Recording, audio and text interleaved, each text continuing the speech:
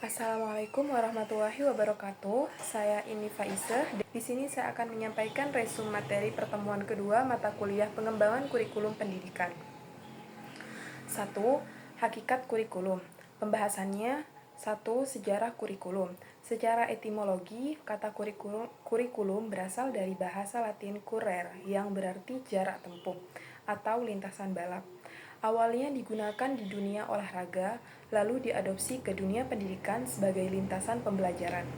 Dan abad ke-17, kurikulum dipahami sebagai daftar mata pelajaran atau silabus, lalu abad ke-20, John Dewey 1916 memperluas makna kurikulum sebagai pengalaman belajar yang dirancang oleh sekolah. Yang kedua, sejarah kurikulum di Indonesia 1947. Rencana pembelajaran terurai 1968 menekankan pada pembangunan nasional. 1975, 1984, 1994 berorientasi pada tujuan dan kompetensi dasar. 2004 KBK, 2006 KTSP, 2013 K13 dan 2022 sampai sekarang kurikulum merdeka.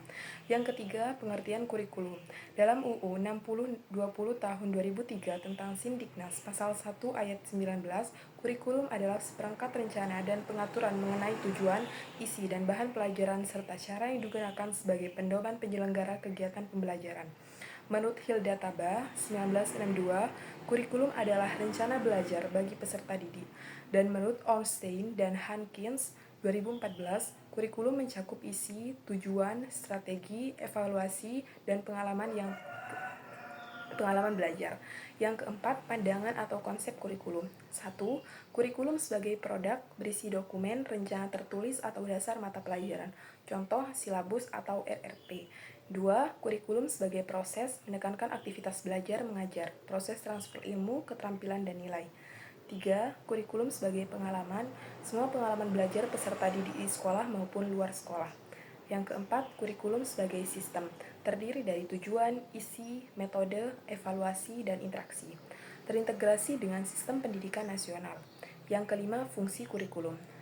Fungsi yang pertama, fungsi filosofis, menjadi pedoman arah pendidikan sesuai falsafah bangsa. Yang kedua, fungsi psikologis, mengembangkan potensi minat dan bakat peserta didik. Fungsi yang ketiga, sosial, itu menyiapkan peserta didik menjadi anggota masyarakat yang produktif.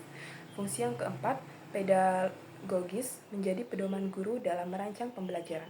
Fungsi yang kelima, fungsi administratif, memberikan standar, kontrol, dan evaluasi terhadap proses pendidikan. Yang terakhir yaitu kesimpulan. Kurikulum merupakan inti dari proses pendidikan. Hakikat kurikulum meliputi sejarah perkembangan, konsep, dan fungsinya. Kurikulum tidak hanya dokumen tertulis, tetapi juga pengalaman dan proses pembelajaran. Sekian resume yang dapat saya sampaikan, kurang dan lebihnya saya mohon maaf. Wassalamualaikum warahmatullahi wabarakatuh.